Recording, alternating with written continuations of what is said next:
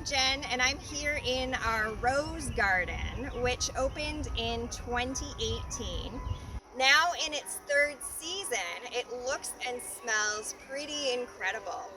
I'm here with our curator, Alex Henderson, who's going to tell us a little bit about these roses and how they're doing. Hi, Alex. Hi, Jen. Now, when the rose garden opened 3 years ago, I remember hearing that the roses would sleep, creep, and leap, as in they would sleep the first year, creep the second, and then leap the third. Yeah, that's correct. So whenever you plant roses, they go through a period of what's called transplant shock. And you imagine that you've had a surgery and you need some recovery time to get over the surgery that you've had. It's the same with the roses, right? So once you plant them, it takes them a little while to settle in and put down roots. And so it really takes about 3 years for them to get over that transplant shock. And look at it now. I mean, these roses have put on so much growth. I mean, I think we were all surprised when we walked in here this morning to see just how much growth they've put on. So this is definitely what you'd class as a leap year. It looks amazing. It does, it's awesome.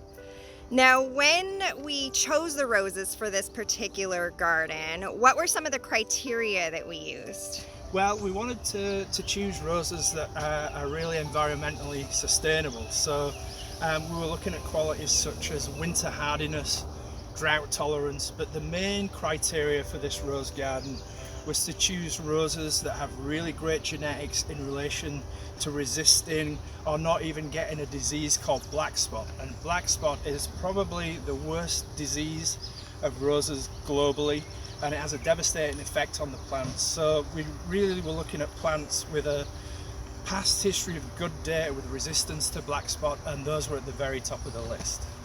I know you've been doing evaluations of the roses. How are they faring? The evaluation criteria is based around resistance to black spot, bloom abundance and landscape value, and of course the age-old favourite, fragrance. Placed a few of the roses, and this will be an ongoing thing that we do, because what we're trying to do is make the garden as resilient as possible. And so as we evaluate the roses, we'll create really solid data, and the ones that are scoring lowest on the black spot scale, those will probably be replaced with black spot resistant roses. But so far everything's doing like really well, and there's very little sign of black spot. So the roses look great, they look healthy. If you look at the leaves, they're like really glossy. So there's a lot of great genetics and a lot of really black spot resistant roses in this garden. Now, you mentioned scent. That is one of the questions we get asked most. What are some of the ones that have the best smells? So there are a number of roses in the garden that have really great smells. The David Austin roses, which are called the English roses, they always have really great smells. But really, one of the things that's happening with the introduction of these better genetics in roses is that rose breeders are breeding back in fragrance. So not every single rose in the garden has a great fragrance, but some of them really do. And if you come out here early in the morning, that's when the roses produce the best perfume.